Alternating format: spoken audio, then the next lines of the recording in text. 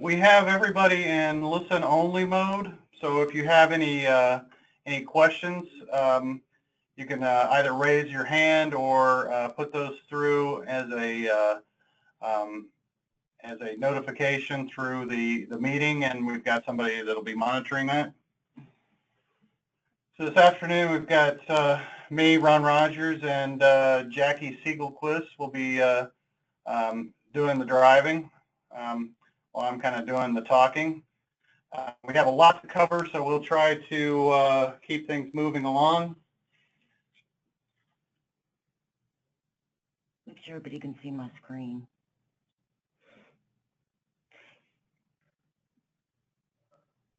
Sharing it. Okay.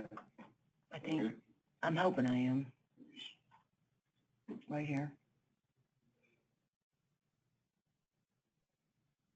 Hey, Jason, can you tell us if you can see her screen? No, not yet. No, not yet. Nope.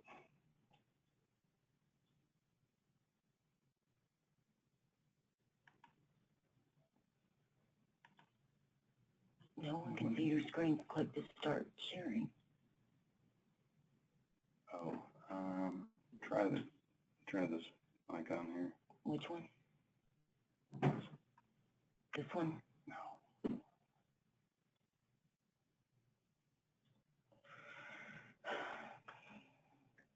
Jason, make her the presenter, would you?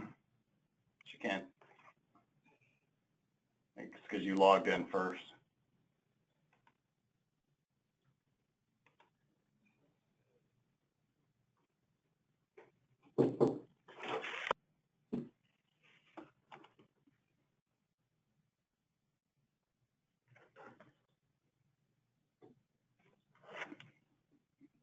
Again, no, that one. Make presenter. Do that. Yeah, we got it. Now it should just show my screen. Now we're good. Okay. Okay. Sorry about that. All right. So the first thing that we've set up here to show you guys today is the customer self-service portal, and so this is the web side of the customer self-service portal, and so this is where customers can log in.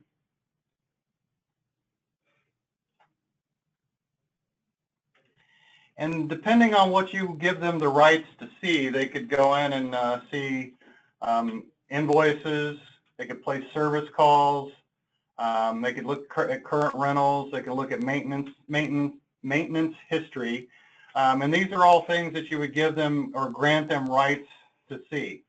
So the first thing that they see when they log in is a dashboard of open service calls, past due invoices, current invoices, and then also any user activity that they have the ability to see. So what their user activity is on this portal. When they go to invoices, they've got the current invoices. These would be any invoices that aren't paid. They can click to view the invoice, and then they can also download a copy of this invoice from here.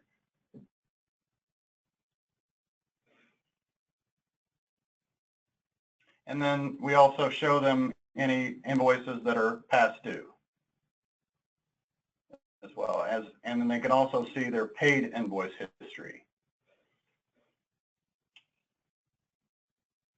If they want to, they can use this also to enter a service call. Now, most customers would have people logging in using the mobile application, so they could place a service call from a phone or a tablet, most likely a phone, and we'll show you that piece as well. But they have the same capabilities here to be able to go in and create a service call. And we enter this directly into the dispatch system. In dispatch, it's color-coded as an orange call, and it is, and what you would see is that the user that created the call, it will be marked as the customer.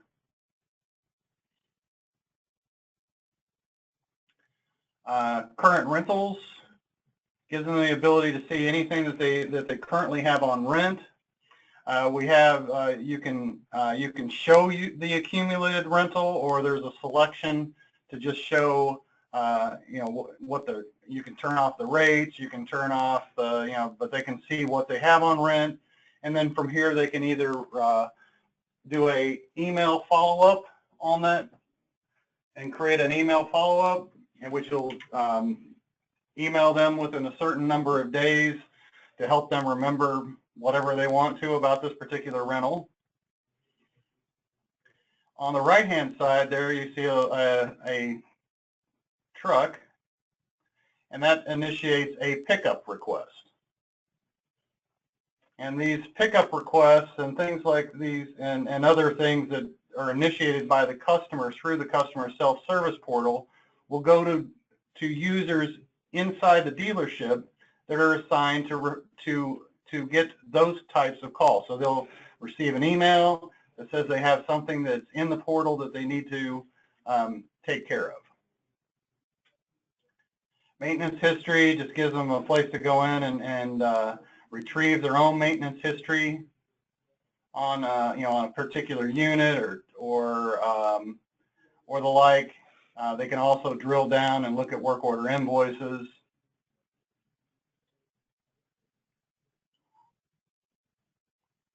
And so on.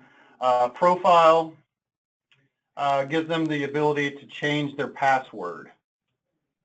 So whenever you set up a new customer in the customer self-service portal, there is a text message or an email that is sent to them saying, here's your username and password, and this gives them the ability to go in and change that password after you've set it up. And then support tickets, what this is it gives you the customer the ability to place an inquiry with the dealership about a particular item. So they go in and they say create a ticket, they choose a major category,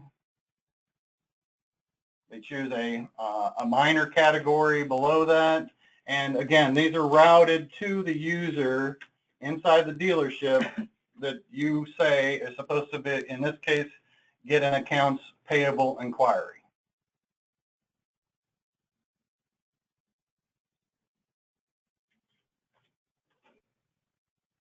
Okay. Okay. Okay, so now we're going to show the mobile search app. Okay. So now we're going to show you the mobile application that that ties to this customer self-service portal. So once you have this set up, the system will automatically bring in the coloring as well as your logo, and there's places to store that. And so it does some self-branding. So the first thing that happens is she's come in and she's logged in to this particular user, and she sees a dashboard of requests that she's initiated through the, for support tickets, that type of thing, as well as any service calls or any rentals that they have. And so again, they can initiate a rental pickup from here, or they can, let's say in this case, let's go ahead and do get a service call. So she's clicked on that button. It gives you a place to go choose the ship to location. You indicate whether it's standard or emergency. Once you've decided whether it's standard or emergency, it brings up a list of the equipment that the customer has at that location. They can put in a contact name. They can put in the repair issues, and these will populate the three the 3 lines in the call entry screen, essentially, and place this directly in to the dispatch system inside Next for Windows.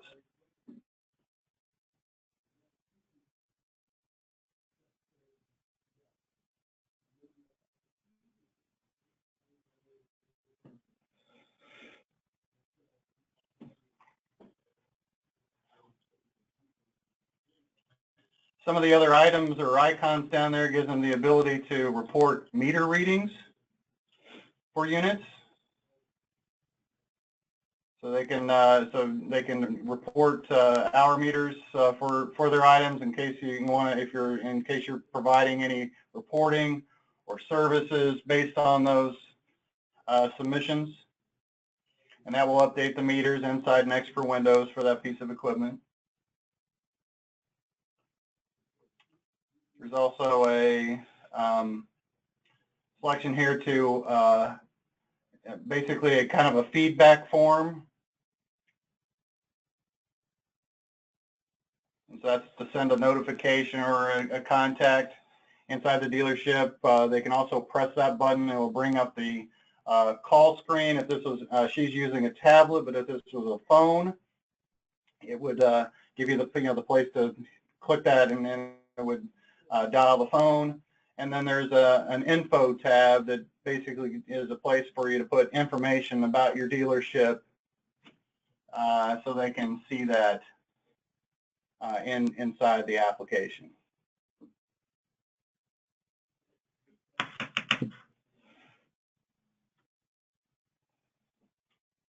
Look at the slide. Okay, and some of our customers have branded the mobile service call application. One of the advantages, or there's several advantages, but first of all, obviously it makes it look like it's branded to that particular customer. And so Falls Way is one that has done that. There's also, there also is the ability, once they download the app from the app stores, there's no need to put in a URL so that it knows where to connect. It would be hard-coded in the application. You also have the ability to hard-code things like phone numbers and things like that as well. Fallsway is one. Raymond Handling Solutions is another that is branded it. And also Anderson Material Handling.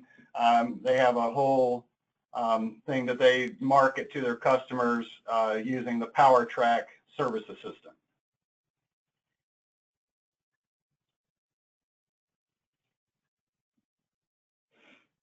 Okay.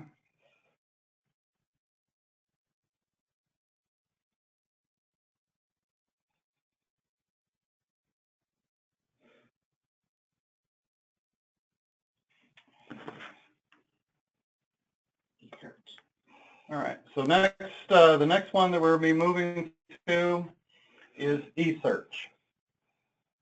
eSearch is the ability for you to, from really any browser, to be able to search for equipment that might be available for sale or for rent in your inventory. So essentially it is the equipment inquiry search that's inside Next for Windows on your inventory menu on any browser can run it. So it's HTML5. It's not a iOS or Android app exclusively. So she's going through and identifying the branch. She's looking for things that are available. Actually, in maintenance. Or in maintenance status. In the rentals. In the rental inventory. Hit search, and so then she can look by group, product, model, just like you can inside Next for Windows. You can also look for attributes. And so this will bring up, based on her selections, will bring up a list of equipment that meets those selections, along with pictures. Once you drill down into that particular unit, you will see additional information such as rental rates, standard sale price. You can also have a link to the invoice if that's something that you want to do. You can also see if there's any attachments, if there's any open work orders, those types of things, from your mobile application. So this will run on a phone or a tablet or even on a laptop. You just need a link to the web service, and then the rest of it is attached to the Next for Windows database, as well as the images in the NFW images folder.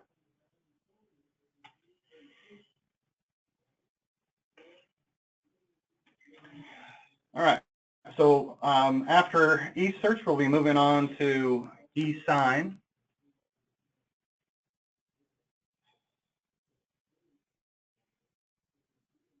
Now, eSign is an application that is designed for the ability to do things that you may need to have signed. So there's places to go and parts orders, and really these are for items that would be outside the four walls of the dealership, because we'll be showing you kiosk next, which is actually a signing, but it's to sign typically for things that are being picked up at the counter or inside of the dealership.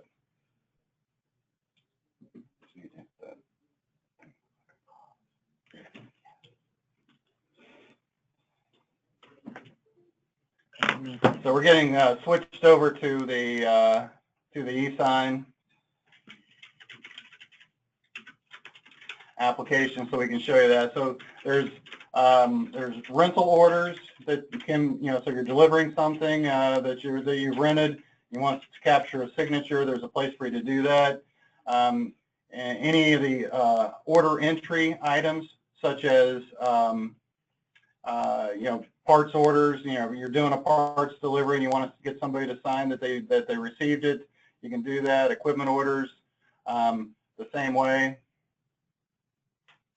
And then we also have equipment transfers, and some of these and some of these things are optional whether you capture signatures or not. So she is now logged into the eSign, and she's going to start with inspections. So she's clicked on inspections, and she's doing a rental inspection. So this is something that's could be coming in, coming back from rent, or something you're sending out. So you can, it's both a check-in and a check-out process. So in this case, she's doing a check-in. All right, I didn't miss that part. Yes. So it finds based on the equipment ID, it finds the order that it's on, and so you could have multiple items on here. There's a place to put on just some general notes.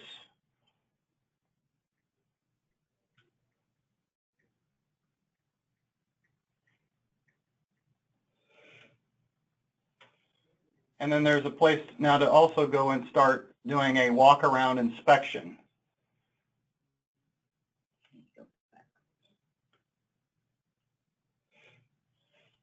So basically, what it's designed for you to do is walk around the unit,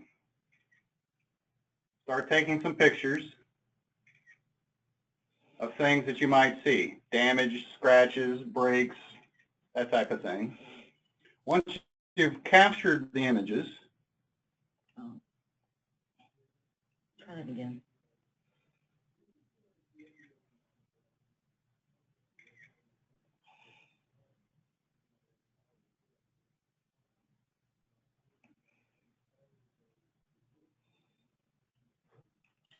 Yes.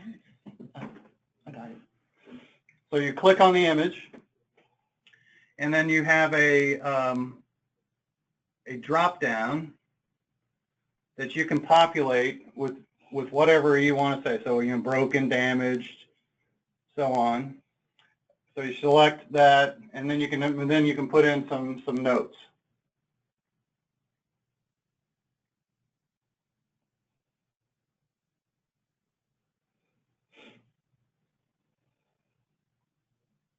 back. Just click that.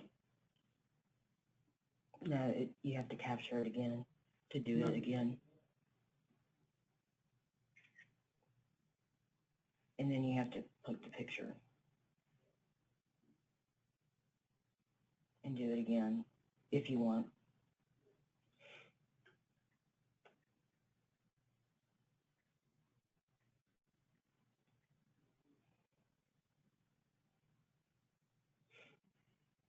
And then you can hit back and hit next. Okay, so now she's captured those items, and then when she hits next here, it takes you into a checklist.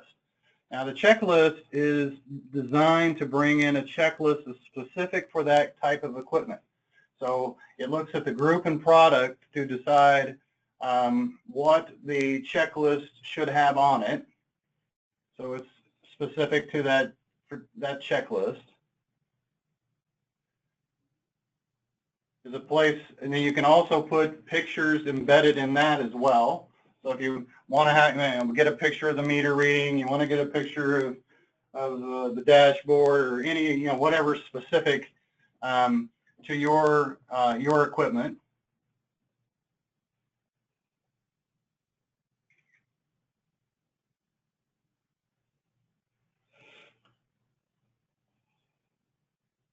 And change the status to maintenance.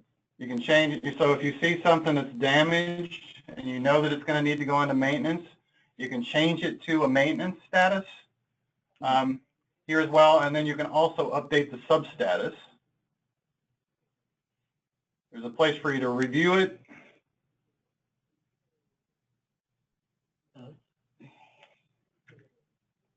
You can hit accept if you want to get, if you want a customer to sign off on it or the person who's doing the checklist to sign off on it. There's a place for you to do it. And then you can also email this checklist to either the customer or whoever else you might want to send that to.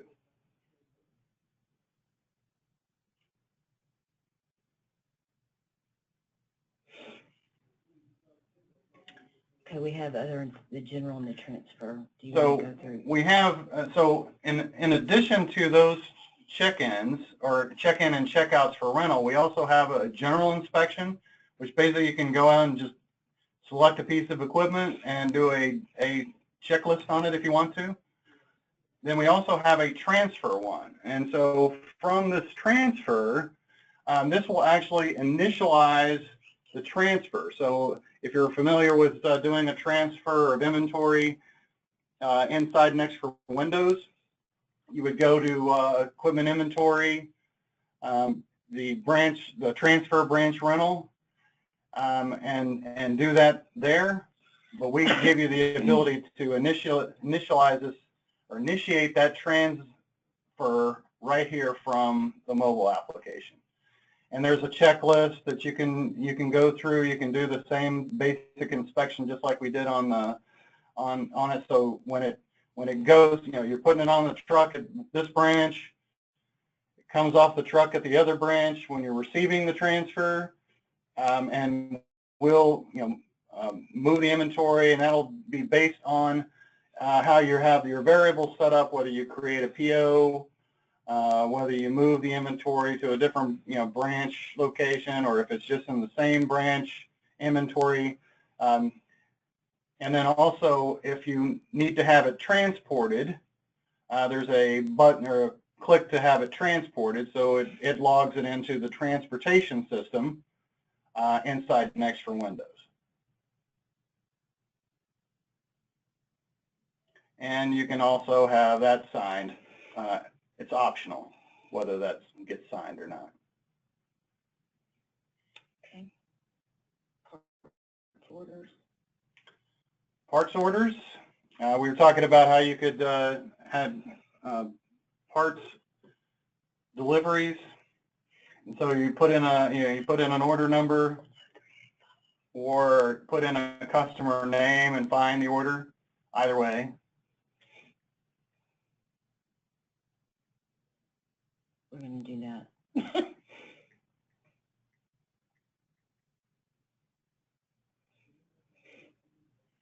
So it brings up the orders for that particular customer. She's selected one off the list. It shows the items that are on the order. They accept the terms, and then it asks for a signature. Then so you can email this document. We'll also save that signed order inside Next for Windows, inside the Next for Windows images, under orders, branch_order number is the folder name.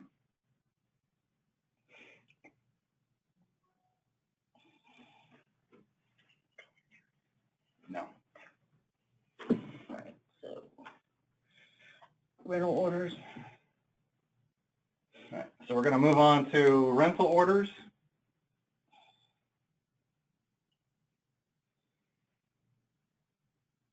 So you can find this, you can find it by equipment ID, order number, or customer. So you just select the radio button at the top. She's putting in the equipment ID, or it could be scanned.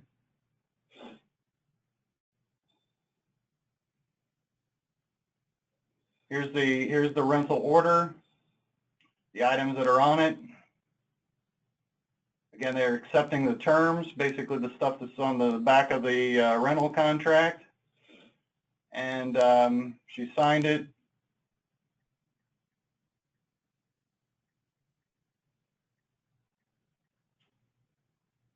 And she's putting in an email address.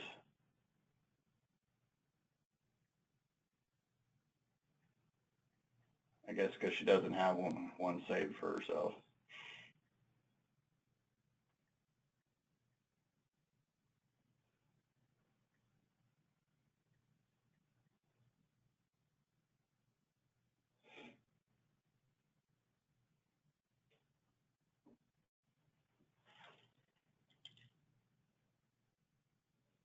Okay.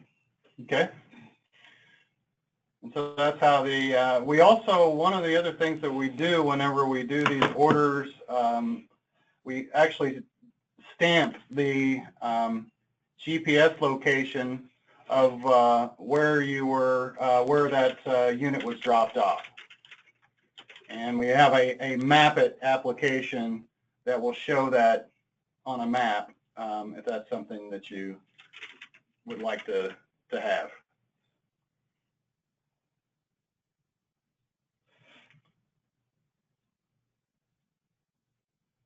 We're going to show kiosk. Okay. So now we're moving on to kiosk, which is the ability to capture signatures on orders, typically that would be done, say, over the counter. So somebody comes in and picks up some parts, or you sell them some, they come in and ask for some parts. So it's set up in order entry. So she's got a customer here that she's putting in.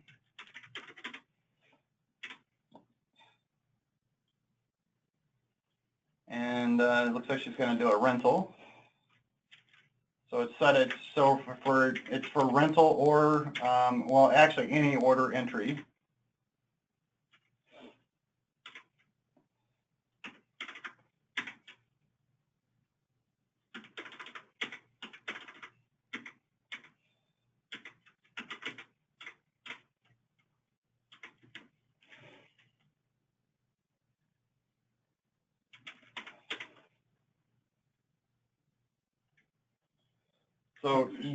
So if she wants to get it signed and you have kiosk set up, there'll be a signature button or a signature place there. She clicks that she wants it signed, and then on her mobile device, it needs to be woken back up.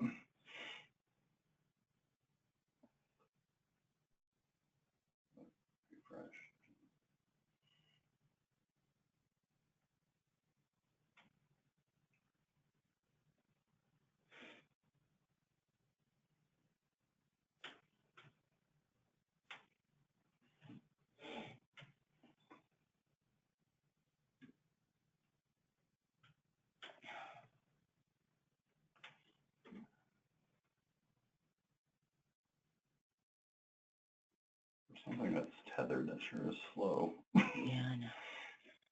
All right.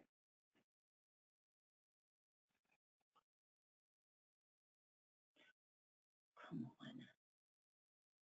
Leave it to the side. It's fine. Right. Okay, so I'm going to go back in here and I'm going to create the order. I put signature. Okay, so you got the order created, asking for the signature. And now it says, It comes up and says, please sign before continuing.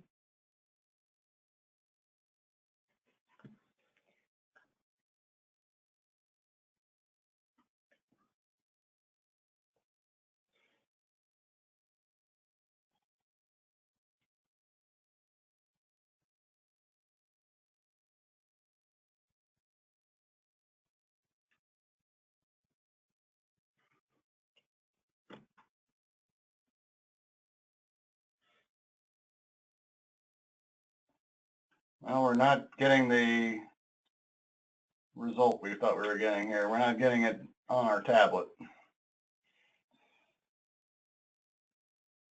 it would normally come up right here, and it was working. So.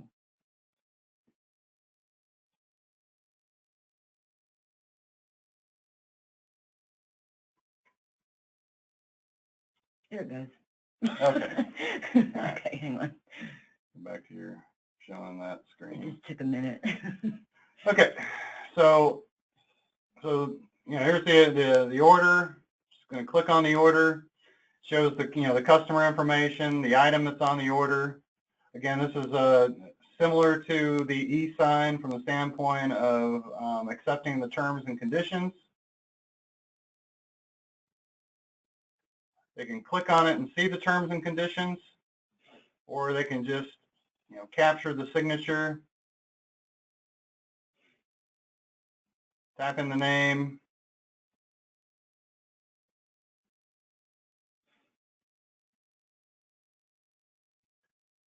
they can email, they can optionally email this to themselves if they'd like to have a copy of it emailed, or to someone else. And it would bring up a list of the email addresses that you have saved for that particular customer inside Next for Windows. And or if you can also save a new one there as well. So the kiosk works in a similar function for parts or equipment orders, things that you want to have. So instead of having them sign up, the pick ticket, things like that, like they do today, and then have to have that filed, we'll again take that, file it in the orders, images inside Next for Windows.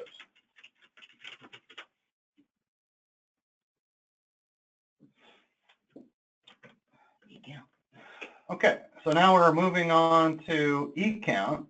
eCount is a new application.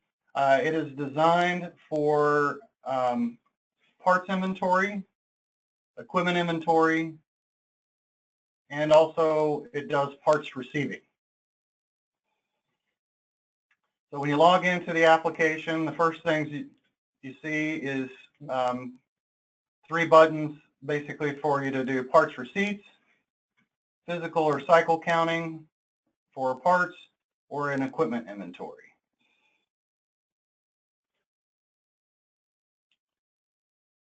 So she's going to, she's doing a parts receipt. She's putting in the PO number. This is also designed to do, in addition to just being able to do one PO, you can also do container receiving, which might have a number of POs. So you see that there's an add PO button there. It gives you the ability to do that. This one's an EBO, so this is an EBO that she's doing, and it's set up to either scan or enter the part number.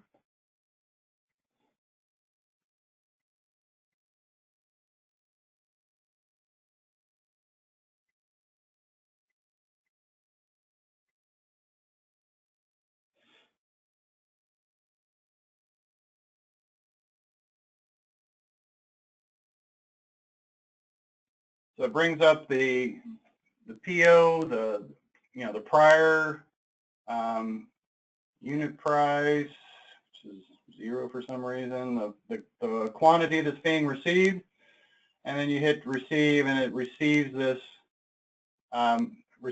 part.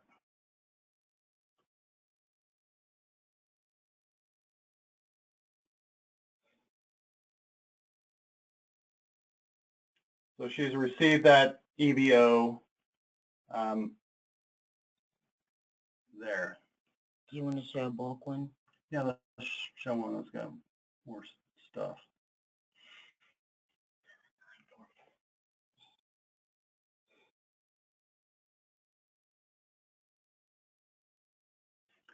And we were talking about the container receiving. She's actually going to take 2 POs.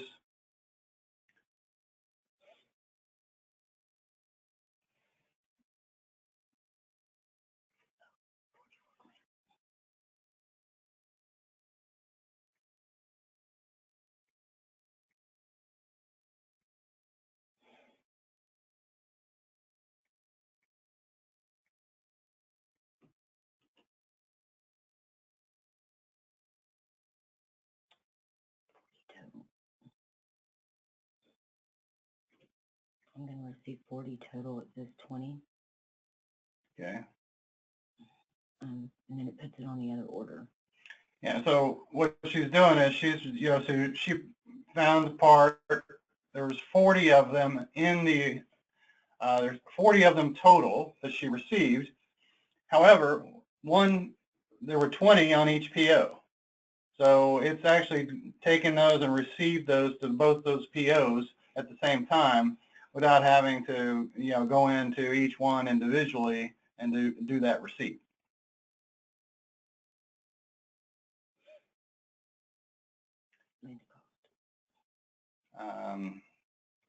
Landed cost, if it associated, you can put it in a freight number here, and we'll distribute that freight over the either the EBOs or the parts orders. Okay, that's not applicable to most people. It's for the bulk clean.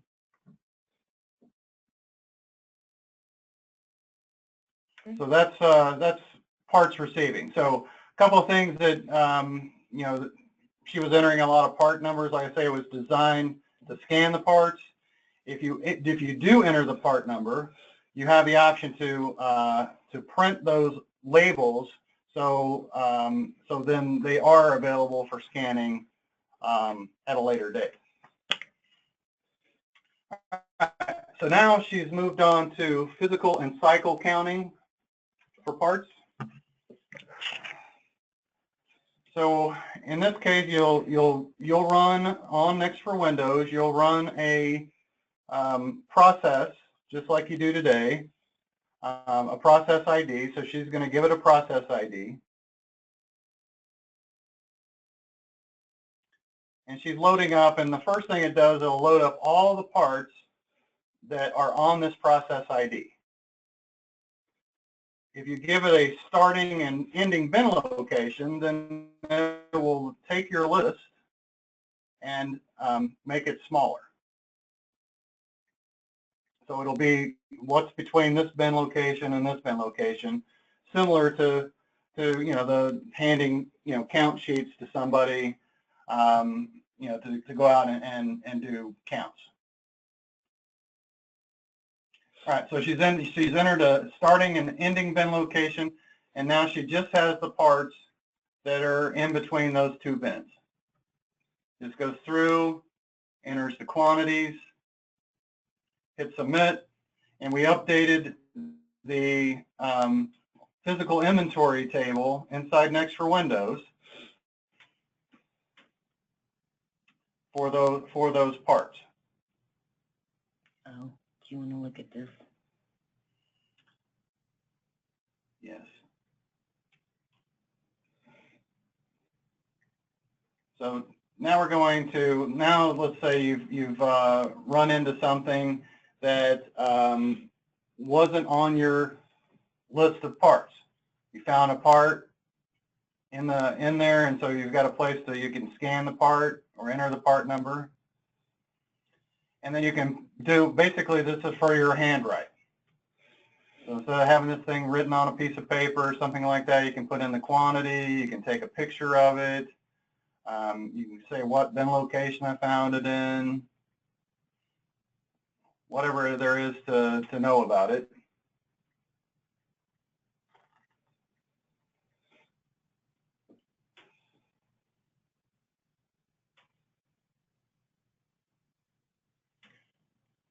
And then on the handwrites screen inside Next for Windows, there's a new function,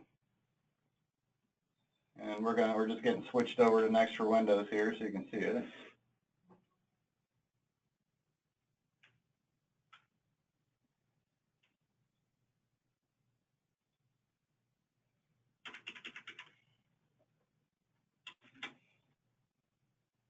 A new button for eCount handwrites.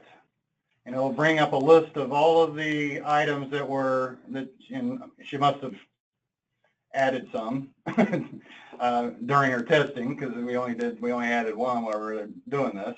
So it gives you a place to go and now see the pictures, the notes about it, and then you can decide whether you add it to the count, those types of things. It also gives you the same capabilities of it tells you if it finds it on the process ID and it's in a bin location, it'll notify you that when you're putting it in, so you can go just re-bin it and add to the count. Okay, we're going to do equipment inventory next. Yep. So now we're moving on to equipment inventory.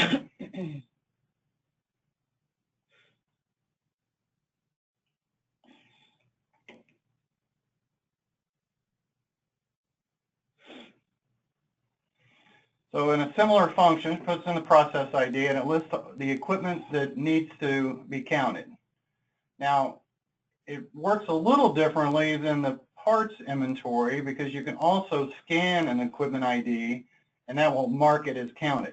So obviously if you could scan it, it's probably sitting there, so it would have marked it as counted.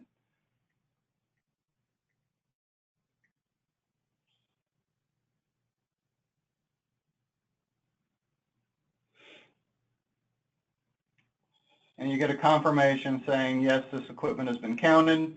Once it does, it removes it from the list. So either you can walk around with your list of equipment, or you can go around and scan items. Either way, it works in that fashion. Okay, here's one equipment on rent. So here's one where we actually are, you found it in the yard and it's showing that it's on rent. So it's got alerts. It will also tell you whether the equipment is shown to be in another branch as well. And so then that way you can decide what to do with that. Is there a place to put the exception in? No? Here. Oh, okay. There's a write-in too. You can do the 2, 3, 4. And it also has a similar handwrite. So basically you find something, it doesn't have a barcode on it, you don't have the equipment ID, gives you a place to put the make, model, serial number in, take a picture of it, and then on the equipment inventory screen, you have a similar place to go and retrieve those things that have been basically a handwrite for equipment inventory. For that process ID. For that process ID. Okay, now we're moving on to quote to sale. We got everything, all right. Yep, quote to sale. All right, so the next one that we're moving on to is quote to sale. And I'm sorry, we're kind of just moving across these in a real high level fashion. So if you've got questions, you can contact me or Jason or Jackie to get you some more additional information, as well as a more thorough demonstration for each one of the individual applications. And we will take questions at the end for the ones have had time to hang around, but we're starting to get close to our hour that we ask everybody for. All right, so quote to sale basically is an application that is designed for salespeople to use to quote things that are in your inventory, things that are not in your inventory, a combination of both, but mainly for equipment. And then also they also can report it. You know, they get either the quote is accepted or rejected. If it's rejected, you give it a reason.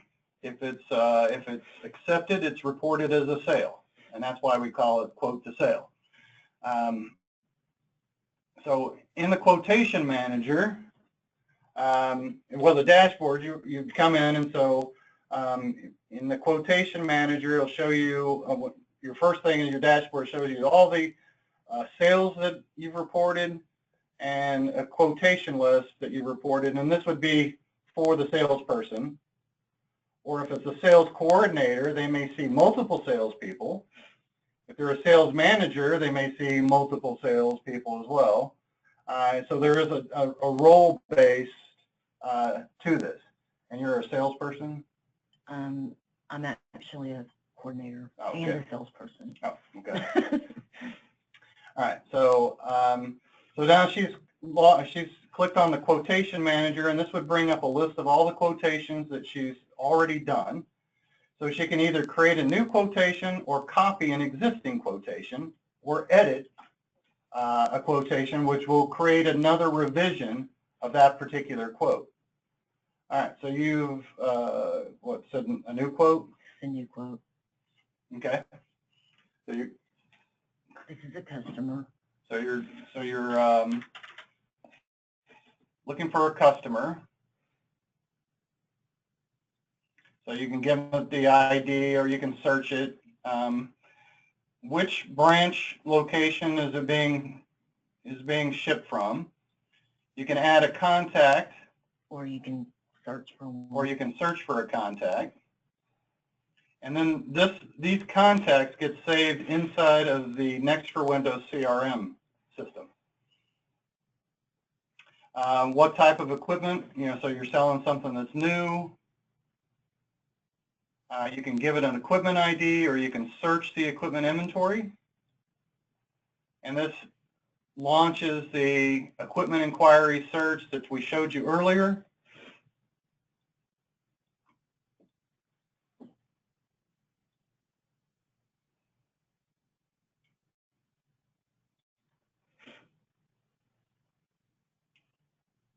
It brings up a list of the equipment.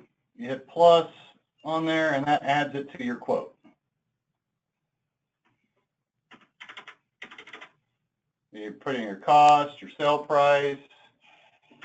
If there's multiple quantities, it'll extend it.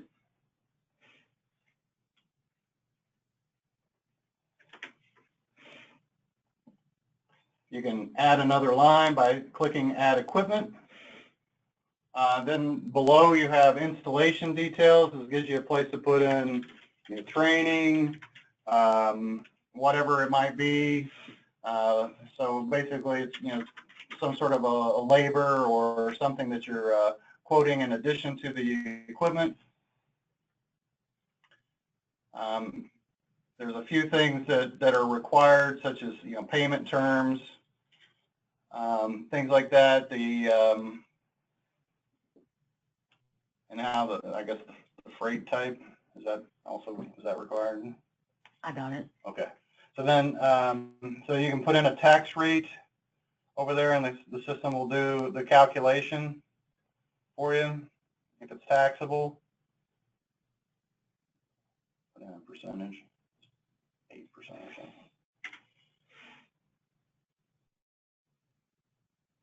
And we'll add that to your quote, so you've got your installation and your total sale. Then on the bottom of here, there's a place for you to select different terms, things like that might be exclusions or notes to the sale. You can also put on, you can also put notes.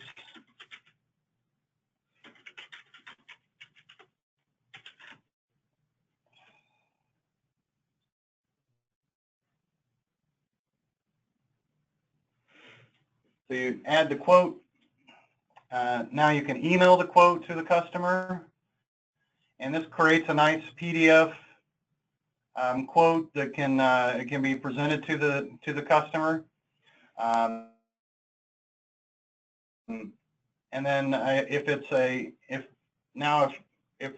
going back in and editing it, or they've accepted the quote, we can say we can either reject the quote or accept the quote. So let's accept it.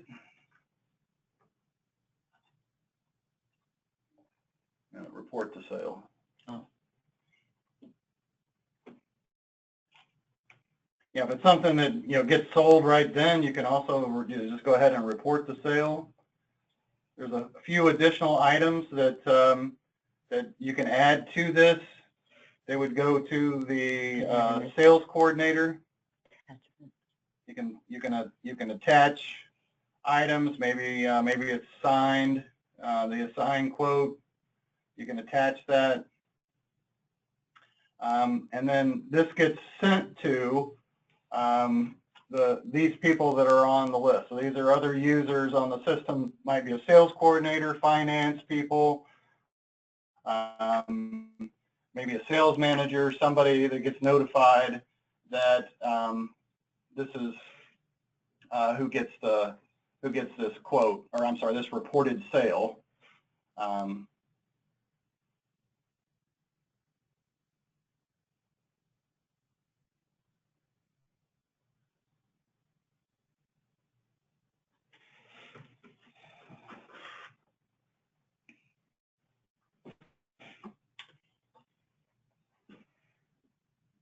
Okay.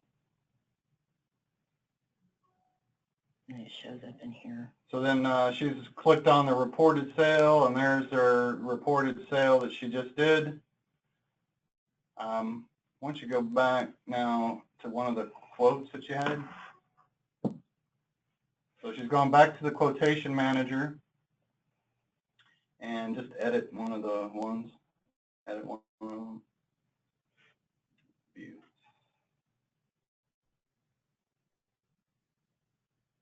I'm not seeing it. Oh, here, sorry. So she's going back into a quote, and let's say this one gets rejected.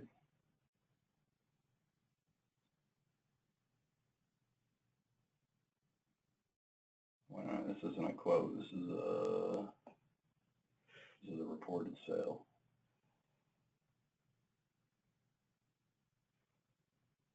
It's in the quotation list.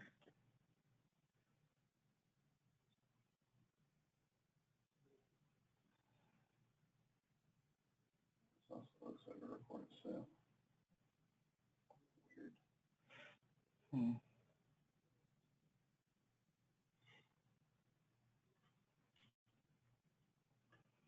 Back out to your dashboard.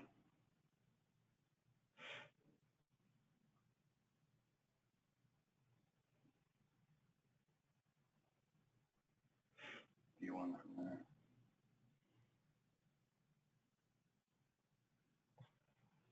Okay. All right, so now we're going to go in and say this one's been rejected. And so it gives you a place for them to put in why it was rejected. And then hit reject, and it will put it in the rejected sales.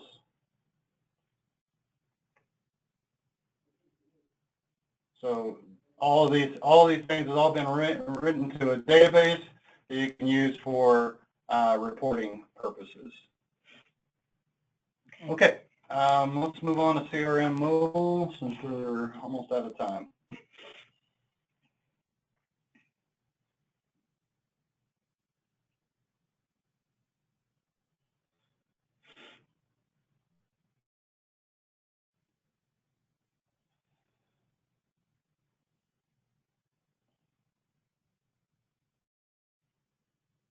I'm already logged in. Okay. I'm logged in as myself. Okay. All right, so what she's now showing you is CRM Mobile. She's already logged in as herself. At the top of the screen, there are items. So she's got, she's looking at May 22nd. That's today, I guess. There's a filter. And there's a filter. You can look at it, for a range of dates. But basically what it's showing her is the pending calls that she has open for today. As she swipes across the top of the screen, it can take you to opportunities,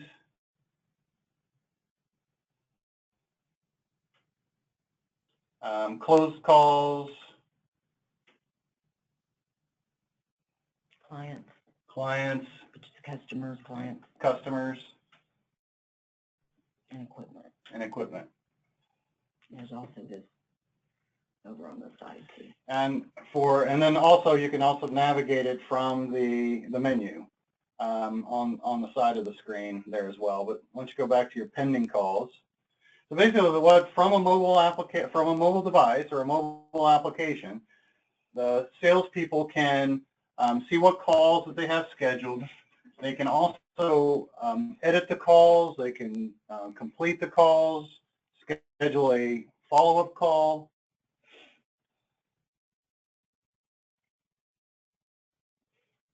The edit. So she's email update.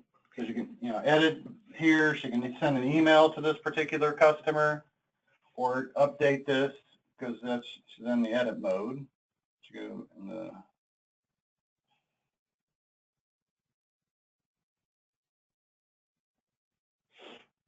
let's do a complete. And there's a complete. All right. So now it's going into a completed call. Screen's not okay. Now it's there. So as you can go in, so here's the contact that she was talking to, whether it was successful or not, the call. You put in some notes about what they talked about.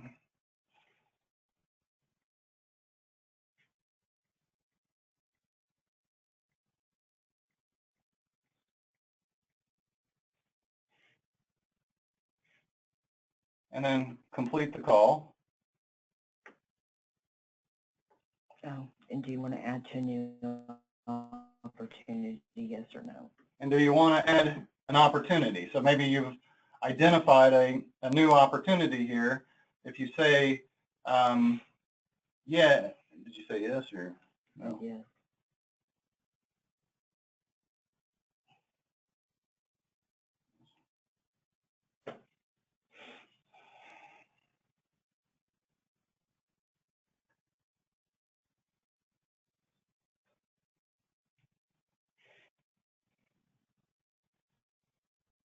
So the opportunities, so the salespeople can enter opportunities.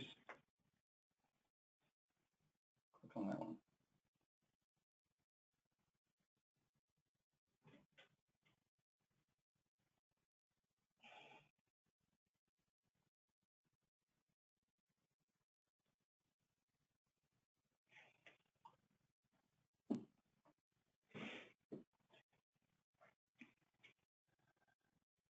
So they can identify a client, so they can, and this will go into the opportunities, and so they can see, basically create a forecast of sales.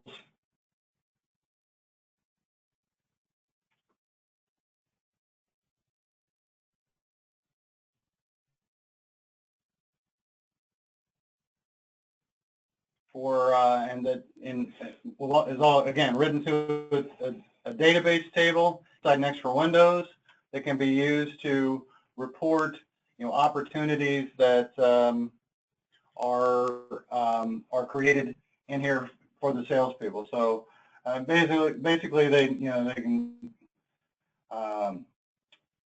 see their pending calls, complete their calls, create opportunities. They also, one of the new features that we also have inside Next for Windows and from the mobile CRM is being able to have a equipment ownership file for prospects. You obviously know that we have that for customers, but we also have that for prospects. Also in Next for Windows, if you wanted to take a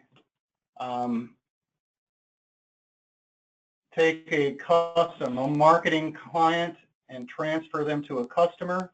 We have a function in there that does that. So it takes all the information that was entered as a marketing client, transfers it over to a customer, and then we move all of the records over to a customer record as well as the machine population if they become a customer. All right.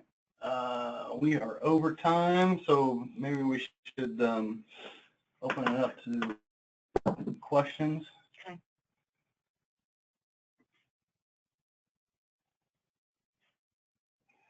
So Jason, Yeah. do we have any questions? Do we have any questions that came in?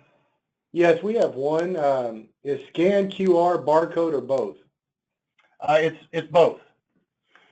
What we've found, and what some of the customers have found, is that the QR codes read better than the barcodes do. I can't tell you why, but they seem to read faster and easier than a barcode. But we have customers using both. And that's the only one that came in. Yeah. Well, that's good, I guess. Either we did a really good job or they went to sleep. So one of the two. Like I say, we appreciate everybody. We appreciate everybody joining us today. We have one more. Okay, go ahead. We have one more that just came in. Can this tie into GPS/telematics for recording hour meters for equipment? Well, this wouldn't in particular, but Next for Windows, yes, can.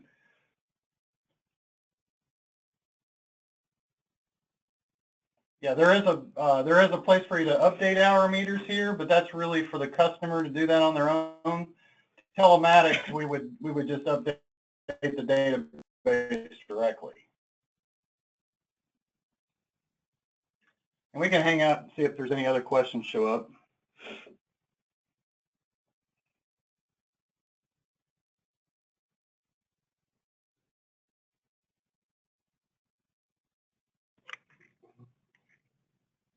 Vicky's got her hand up.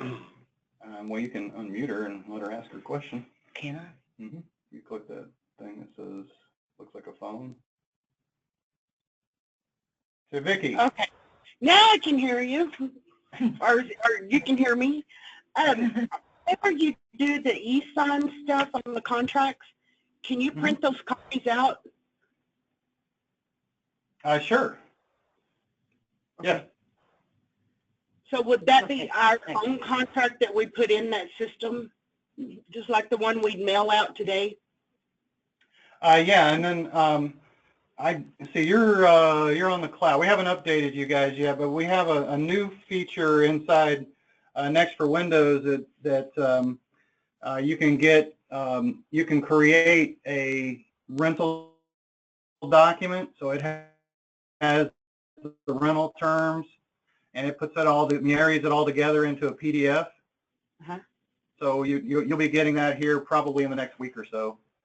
Oh, okay. Okay. Okay. Okay. Is that all yet?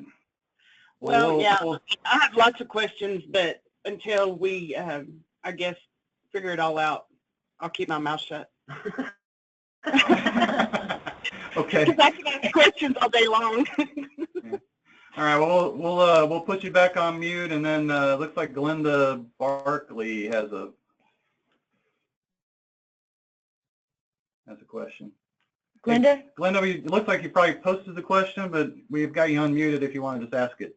Oh, yeah, it just says, well, I see at the top it says EBS's iPad. Can all of these be run on an iPad, an Apple iPad? Yes.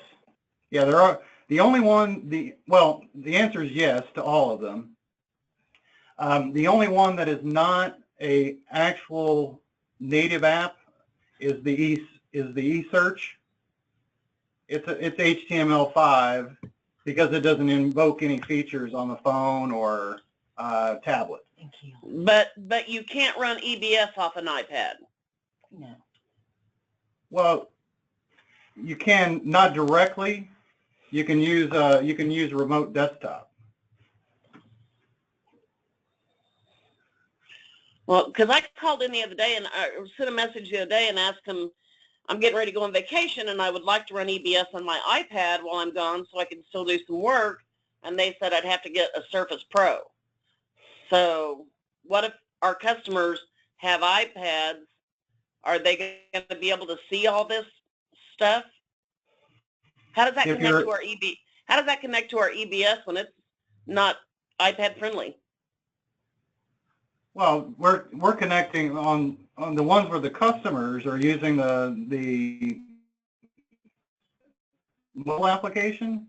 Mm-hmm. We're just actually communicating to the database, not to Next for Windows. We're communicating to the database behind Next for Windows. Mm. Okay. So you cannot run EBS off an iPad. That's not accurate. I mean, you can, but it's not remote desktop. You say there's a remote desktop application on an iPad, Mm-hmm. and then you can download that from the iTunes store, and you'll need to use it to connect. But you can once you've done that, you can run Next for Windows on an iPad. People do it all the time at the user group. I see them all the time with iPads out there. Huh.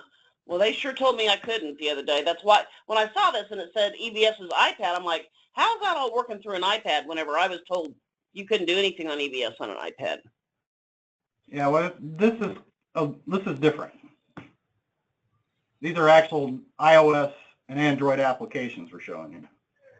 Okay, but I'm talking about your Next for Windows program. So I guess my question is, how does this connect to what the information they're getting? It's not going through EBS? Now, it's going through a web service. Okay. Okay. Okay. Thanks, Glenda. Uh-huh. Anybody else on there? Let me scroll down the list and see if there's anybody else. All right, Jason, do we have all the questions answered? Yes. Yes, all the questions are answered. Okay. Well, real good. If you guys want any further information, you can contact Jackie or myself or Jason, and we'd be happy to help you in any regard, either with more information, additional deeper dive into the demonstration, or if you're ready to sign up and use the eSuite applications, contact Jason. He'd be happy to probably sell you some. So thanks everybody. Bye.